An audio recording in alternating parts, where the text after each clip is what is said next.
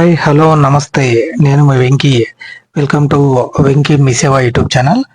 ఎలా ఉన్నారు ఫ్రెండ్స్? అందరూ బాగున్నారు అనుకుంటున్నాను. నేను ఈరోజు మీకు ఒక స్కీమ్కు సంబంధించి డౌట్స్ అయితే క్లారిఫై చేయబోతున్నాను. అదేంటంటే ఆంధ్రప్రదేశ్ ప్రభుత్వం ఎంతో ప్రతిష్టాత్మకంగా అమలు చేస్తున్న తల్లికి వందనం స్కీమ్ గురించి అనమాట. ఏదైతే మనకు ఆంధ్రప్రదేశ్ ప్రభుత్వం 1వ తరగతి నుంచి ఇంటర్ సెకండ్ ఇయర్ వరకు ప్రభుత్వ మరియు ప్రైవేట్ పాఠశాలలో చదువుతున్న విద్యార్థులకి ఈ తల్లికి వందనం కింద 15,000 రూపాయలు అయితే మనకు ఇస్తుంది కదా. దానికి సంబంధించి ఈ వీడియోలో కావలసిన అర్హతలు ఏంటివి, అలాగే ఒకవేళ అకౌంట్ ఇన్యాక్టివ్ అయితే ఏ విధంగా దాన్ని యాక్టివ్ చేసుకోవాలి, అలాగే దాన్ని మీరు ఎలా చెక్ చేసుకోవాలి, మరియు ఎవరెవరు ఎలిజిబుల్ లాంటి డీటెయిల్స్ అన్ని ఈ వీడియోలో మీకు ఎక్స్ప్లెయిన్ చేస్తాను. ఇది మనకు ఏదైతే ఫస్ట్ ఇయర్ ఇప్పుడు ఫస్ట్ క్లాస్లో జాయిన్ అయ్యే పిల్లలకి ఆల్రెడీ 1 వీక్ బ్యాక్ వరకు మనకు డేటాని అయితే కలెక్ట్ చేసుకోవడం జరిగింది. ఏదైతే ఎంపీయూపీ స్కిల్స్ కానివ్వండి, లేకుంటే ఇతర మున్సిపల్ స్కూల్స్ కానివ్వండి, ఏదైతే గవర్నమెంట్ మరియు ప్రైవేట్ స్కూల్స్ ద్వారా ఎవరైతే ఆ స్కూళ్ళల్లో జాయిన్ అవ్వబోతున్నారో వాళ్ళ డేటాను అయితే కలెక్ట్ చేసుకొని యూడైస్లో అయితే వాటిని అప్లోడ్ చేయడం జరిగింది. ఆ యూడైస్లో రిజిస్టర్ అయిన ప్రతి ఒక్కరికి ఈ తల్లికి వందనం అమౌంట్ అయితే పడడం జరుగుతుంది. మరియు ఈ ఆంధ్రప్రదేశ్ ప్రభుత్వం దీన్ని ప్రతిష్టాత్మకంగా అయితే తీసుకుంటుందన్నమాట. జూన్ 19వ తేదీ ఈ తల్లికి వందనం నిధులైతే జమ చేయబడతాయని మనకైతే అధికారికంగా తెలుస్తుంది.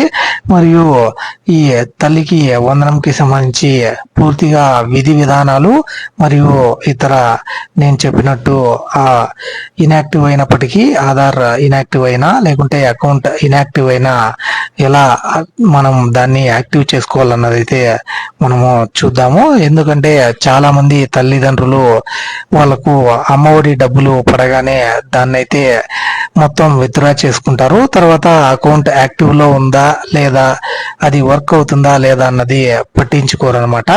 కాబట్టి వాన్ని ఎలా చూసుకోవాలన్నది అయితే ఈ వీడియోలో మీకు ఎక్స్ప్లెయిన్ చేస్తాను. ఈ పథకం యొక్క ముఖ్య ఉద్దేశం ఏంటంటే పాఠశాల విద్యను ప్రోత్సహించడం, అలాగే డ్రాప్అవుట్స్ ని తగ్గించడం లాంటి ఎన్నో గొప్ప ఆశయాలతో ఈ అమ్మఒడి పథకం స్థానంలో ఈ కూటమి ప్రభుత్వం ఈ తల్లికి వందనం స్కీమ్ అయితే తీసుకొని వచ్చిందనమాట. ఇందులో మీకు ముఖ్యమైన గైడ్ లైన్స్, అర్హతలు అయితే అర్హులైన ప్రతి తల్లి ఖాతాలో 15,000 అయితే జమ చేయబడుతుంది. ఇందులో 2,000 రూపాయలు పాఠశాలల నిర్వహణ మరియు టాయిలెట్ మెయింటెనెన్స్ కోసం అయితే మినహాయించి మిగతా 13,000 అయితే తల్లి బ్యాంకులు అయితే వేయడం జరుగుతుంది. అలాగే అర్హత గల తరగతులు వచ్చి 1 నుంచి ఇంటర్మీడియట్ వరకు చదువుతున్న విద్యార్థులు అయితే ఈ పథకానికి అర్హులు అనమాట. మరియు పాఠశాలలు ప్రభుత్వ మరియు ప్రైవేట్ స్కూల్స్ లలో చదువుతున్న వాళ్ళైతే ఎలిజిబుల్ అవుతారు. ఎయిడెడ్ మరియు ఇతర ప్రభుత్వ గుర్తింపు పొందిన పాఠశాలలకు కూడా ఇదైతే వర్తిస్తుంది.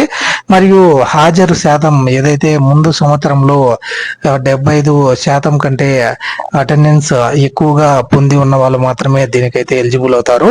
75% కంటే తక్కువ అటెండెన్స్ పర్సెంటేజ్ ఉంటే వాళ్ళకైతే ఈ అమౌంట్ అనేది పడదనమాట. అది స్కూల్ వాళ్ళైతే మనకు హెడ్ మాస్టర్ వాళ్ళైతే దీన్ని అయితే మెయింటైన్ అయితే చేస్తారనమాట. మరియు ఈ దరఖాస్తుదారులు ఎవరైతే ఉంటారో వాళ్ళైతే ఖచ్చితంగా ఆంధ్రప్రదేశ్ శాశ్వత నివాసితులై ఉండాలన్నమాట. మరియు ఆదాయ పరిమితి మనకు ఇన్కమ్ అనేది గ్రామీణ ప్రాంతాల్లో 10,000 లోపల ఇన్కమ్ అయితే ఉండాలి. మరియు పట్టణ ప్రాంతాల్లో 12,000 అయితే మించి ఉండకూడదు అనమాట.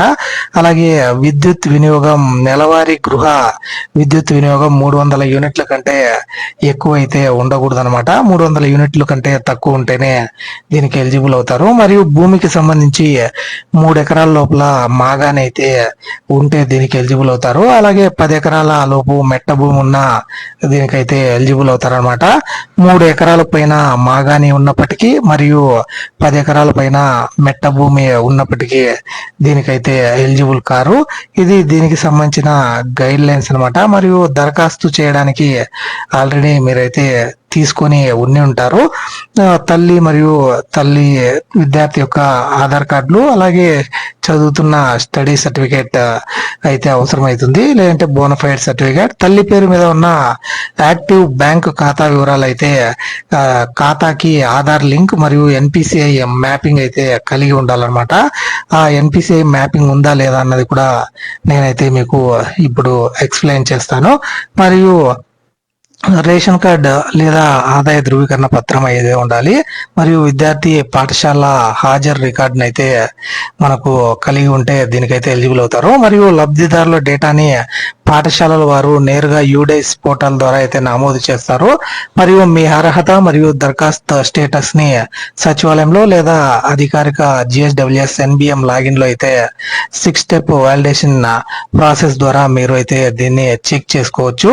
అది మీరు ఎలా ఎంతమంది ఎలిజిబుల్ అయ్యారు అన్నదైతే నేను ఇప్పుడు మీకు చూపిస్తాను. మీ ఎలిజిబిలిటీని ఎలా చెక్ చేసుకోవాలి, మీకు పడుతుందా లేదా అన్నదైతే ఇప్పుడు మీకు చూపిస్తాను.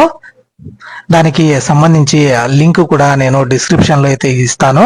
ఆ లింక్ మీద మీరు క్లిక్ చేసి మీరు ఎలిజిబుల్ ఉన్నారా లేదా అన్నది అయితే చెక్ చేసుకోవచ్చు. అదైతే నేను ఎలా అన్నది ఇప్పుడు వీడియోలో అయితే మీకు వీడియో రూపంలో చూపిస్తాను.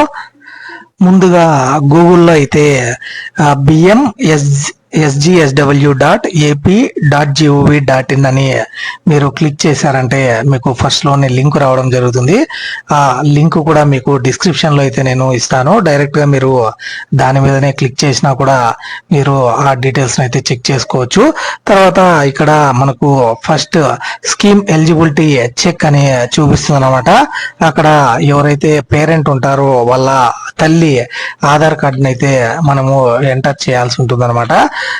తర్వాత ఇక్కడ స్కీమ్ టైప్ లో మనకు తల్లికి వందనం అయితే సెలెక్ట్ చేసుకోవాలి. మరియు 2026-27కు సంబంధించిన ఈ ఇయర్ కాబట్టి ఫైనాన్షియల్ ఇయర్ మనము దాని మీద అయితే క్లిక్ చేయాల్సి ఉంటుంది. అక్కడ గెట్ డీటెయిల్స్ మీద క్లిక్ చేస్తే OTP has been sent to your Aadhaar linked mobile number అని ఓటీపీ అడగడం జరుగుతుంది. ఇది ఆధార్ కార్డుకి ఖచ్చితంగా ఫోన్ నంబర్ లింక్ అయితే ఉంటేనే మనము చెక్ చేసుకోవడానికి అవుతుంది అనమాట. చాలా మంది అయితే చేసుకొని ఉన్నారు. ఒకవేళ లేని వాళ్ళు కూడా దగ్గరలోని ఆధార్ సెంటర్ లో ఈ ఆధార్ కి మొబైల్ నంబర్ అయితే ఖచ్చితంగా లింక్ అయితే ఇచ్చుకోండి. అన్ని వాటికి ఇప్పుడు ఖచ్చితంగా మొబైల్ లింక్ అనేది మాండేటరీ అయితే చేశారు కాబట్టి ఇక్కడ మీకు వచ్చిన ఓటీపీని అయితే ఎంటర్ చేయండి. ఎంటర్ చేసిన తర్వాత ఈ విధంగా మనకు ఆధార్ నంబర్, స్కీమ్ టైప్ మరియు సెలెక్షన్ ఇయర్ అని చూపించి అక్కడ ఆ తల్లి సిటిజన్ నేమ్ అయితే చూపించడం జరుగుతుంది. అలాగే ఆధార్ నంబర్, మొబైల్ నంబర్ చూపించడం జరుగుతుంది అనమాట. మరియు డిస్ట్రిక్ట్, మండల్, అలాగే విలేజ్ వార్డు కానివ్వండి, లేకుంటే విలేజ్ నేమ్ కానివ్వండి చూపించడం జరుగుతుంది. అలాగే క్లస్టర్ మరియు హౌస్ హోల్డ్ ఐడి అని చూపించడం జరుగుతుంది అనమాట. తర్వాత అక్కడ ఆ హౌస్ హోల్డ్ ఐడిలో ఎంతమంది ఉంటే అంతమంది వాళ్ళ లిస్ట్ అయితే మనకు ఇక్కడ చూపించడం జరుగుతుంది. మరియు వాళ్ళకు ల్యాండ్ ఎంత ఉంది, మరియు డ్రై ల్యాండ్ ఎంత ఉంది, అలాగే వాళ్ళకి ఇతర మొబైల్ నంబర్ కానివ్వండి, మరియు ఇతర ఈకేవైసీ పూర్తి జరిగిందా లేదా, ఎంప్లాయీ అయితే ఎంప్లాయీ, ఇన్కమ్ ట్యాక్స్ అయితే ఇన్కమ్ ట్యాక్స్, అలాగే ఈకేవైసీ డీటెయిల్స్ లాంటి అన్ని డీటెయిల్స్ అయితే మనకు ఇక్కడ చూపించడం జరుగుతుంది ఫ్యామిలీ డీటెయిల్స్ లో. తర్వాత మీరు కొంచెం కిందకి స్క్రోల్ డౌన్ చేశారంటే అక్కడ స్కీమ్ ఎలిజిబిలిటీ క్యాలిక్యులేటర్ అని చూపించడం జరుగుతుంది అనమాట. అక్కడ మీకు ఇన్కమ్ ట్యాక్స్ ఎవరైనా పే చేసే వాళ్ళు ఉన్నారా, డ్రై ల్యాండ్ అలాగే వెట్ ల్యాండ్, ఎంత కరెంట్ మీరు యూజ్ చేశారు, మీకు 4-వీలర్ ఏమన్నా ఉందా, అలాగే అర్బన్ లో ప్రాపర్టీ ఏమన్నా ఉందా, మరియు ఎంప్లాయీస్ ఎవరైనా ఉన్నారా లాంటి డీటెయిల్స్ అయితే ఇక్కడ చూపించడం జరుగుతుంది. మరియు కండిషన్స్ అని no person in the family should pay income tax, అలాగే లెస్ దాన్ 10 acres అయితే ల్యాండ్ ఉన్నట్టు, మరియు less than 3 acres wet land ఉన్నట్టు, మరియు లెస్ దాన్ 300 యూనిట్స్ మనకు కన్జ్యూమ్ చేసినట్టు పవర్, మరియు no person in the family should have four wheeler లేనట్టు, మరియు 1000 square feet కంటే ఏరియా మనకు అర్బన్ లో లేనట్టు, మరియు no person in the family should be government or out sourcing are pension మరియు కాంట్రాక్ట్ ఎంప్లాయీ అని చూపించడం జరుగుతుంది కండిషన్స్ అని. అక్కడ తర్వాత వ్యాలిడేషన్ స్టేటస్ అనేది మనకు ఇంపార్టెంట్ అనమాట. ఇక్కడ సాటిస్ఫైడ్ ఉంటేనే మీకు ఆ అమ్మఒడి అమౌంట్ అనేది క్రెడిట్ అవ్వడం జరుగుతుంది. ఇక్కడ అసంతృప్తి లేదా అన్సాటిస్ఫైడ్ ఉన్న మీకు ఇక్కడ అమౌంట్ అనేది క్రెడిట్ కాదు. కాబట్టి ఈ విధంగా మీరు మీ అమ్మఒడి స్టేటస్ అయితే చెక్ చేసుకోవచ్చు. ఎవరైనా కూడా ఇక్కడ ఆధార్ నంబర్ మరియు మొబైల్ నంబర్ ని ఎంటర్ చేసి వాళ్ళకు వచ్చే ఓటీపీని ఎంటర్ చేసి ఈ విధంగా స్టేటస్ ని అయితే చెక్ చేసుకోవచ్చు. ఇంకొకటి మనకు ఆధార్ కి ఏ బ్యాంక్ సీడింగ్ ఉన్నది ఎలా చూసుకోవాలి, మరియు అకౌంట్ ఇన్యాక్టివ్ లో ఉంటే ఏం చేయాలన్నది ఇప్పుడైతే మీకు చెప్తాను. అది ఎలా చెక్ చేసుకోవాలి, తర్వాత ఏం చేయాలన్నది మీకు ఇప్పుడు చూపిస్తాను. ముందుగా యుఐడిఐలోకి వచ్చి మీరు మై ఆధార్ మీద అయితే క్లిక్ చేశారంటే ఈ విధంగా వెబ్సైట్ అనేది ఓపెన్ అవడం జరుగుతుంది. అక్కడ మై ఆధార్ లో లాగిన్ అయితే చూపించడం జరుగుతుంది. అక్కడ లాగిన్ మీద అయితే క్లిక్ చేయండి. తర్వాత మీరు మీ తల్లి ఆధార్ నంబర్ని అయితే ఎంటర్ చేయండి. ఎవరైతే అమ్మఒడి అమౌంట్ పడుతుంటాయో ఆ తల్లి యొక్క ఆధార్ నంబర్ని ఎంటర్ చేయండి. తర్వాత కింద ఉన్న క్యాప్చాన్ అయితే ఎంటర్ చేయండి. తర్వాత లాగిన్ విత్ ఓటీపీ అని ఉంటుంది. దాని మీద అయితే మీరు క్లిక్ చేయండి. లాగిన్ ఓటీపీ మీద మీరు క్లిక్ చేస్తే మీ ఫోన్ కి ఓటీపీ రావడం జరుగుతుంది అనమాట. ఆధార్ కార్డుకి ఏ నంబర్ లింక్ ఉంటే ఆ నంబర్ కి అయితే ఆ ఓటీపీ రావడం జరుగుతుంది. తర్వాత మీరు ఈ విధంగా మై ఆధార్ లేకైతే లాగిన్ అవుతారు. తర్వాత మీరు కిందకి ఇక్కడ సర్వీసెస్ లో మీకు బ్యాంక్ సీడింగ్ స్టేటస్ అని చూపించడం జరుగుతుంది అనమాట. అక్కడ మీరు దాని మీద అయితే మీరు క్లిక్ చేశారంటే మనకు ఈ విధంగా congratulations your Aadhaar bank mapping has been done అని చెప్పి మనకు చూపించడం జరుగుతుంది. అక్కడ మీ ఆధార్ నంబర్, ఆ బ్యాంక్ నేమ్, ఏ బ్యాంక్ అయితే సీడింగ్ అయితే ఉంది ఆ బ్యాంక్ అయితే చూపించడం జరుగుతుంది. మరియు బ్యాంక్ సీడింగ్ స్టేటస్ యాక్టివ్ లో అయితే ఉంది. మరియు లాస్ట్ అప్డేటెడ్ డేట్ వచ్చి 4/12/2015. అదే మీ ఆధార్ సీడింగ్ ఎప్పుడు అప్డేట్ అయ్యింటే అప్పుడు ఆ డేట్ అయితే మనకు చూపించడం జరుగుతుంది. తర్వాత మీకు ఈ ఎన్పిసిఐ లింక్ అంటాం కదా, అదే ఈ ఎన్పిసిఐ లింక్ అనమాట. The information provided through the link is fetched from the server of national payment corporation of India. UIDAI is not responsible for its correctness. The information fetched is not stored by UIDAI అని చెప్పి మనకు NPCI link అయితే ఉన్నట్టు చూపించడం జరుగుతుంది. కొందరికి ఎవరికైతే వాళ్ళ అకౌంట్ ని నీట్ గా మెయింటైన్ చేయకుండా ఉంటారో, లేకుంటే మినిమం బ్యాలెన్స్ మెయింటైన్ చేయకుండా ఉంటారో అలాంటి వాళ్ళకి ఇక్కడ ఇన్యాక్టివ్ అని చూపించడం జరుగుతుంది. అప్పుడు మీరు ఈ అకౌంట్ ని తర్వాత మళ్ళీ మీ బ్యాంకుకు వెళ్ళి డిబిటి ద్వారా మనకు అమౌంట్ ఎన్పిసిఐ లింక్ ఇవ్వాలి అంటే మళ్ళీ వాళ్ళు దాన్ని యాక్టివ్ అయితే చేస్తారనమాట, ఇన్యాక్టివ్ ఉన్న దాన్ని. ఇన్ కేస్ మీకు ఆ అకౌంట్ వర్క్ చేయకుండా ఉంటే, లేకుంటే క్లోజ్ అయిపోయింటే మీరు ఏదైనా దగ్గరలోని పోస్ట్ ఆఫీస్ లోకి అయితే వెళ్ళి ఇండియన్ పోస్టల్ పేమెంట్స్ బ్యాంక్ నుంచి సేవింగ్స్ అకౌంట్ అయితే మీరు వెంటనే ఓపెన్ చేసుకుంటే విత్ ఇన్ 1 hour లోనే ఆ ఎన్పిసిఐ లింక్ అనేది చేంజ్ అవుతుంది అనమాట. మీకు డైరెక్ట్ గా గవర్నమెంట్ డబ్బులు వేసిన వెంటనే ఆ అమౌంట్ అయితే మీ అకౌంట్ లో జమ చేయబడుతుంది.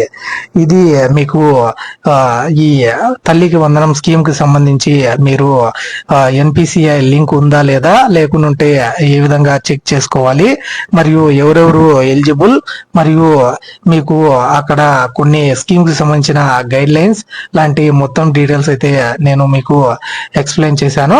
మీకు ఎటువంటి డౌట్ ఉన్నప్పటికీ మీరు నాకు కామెంట్ సెక్షన్ లో అడగవచ్చు.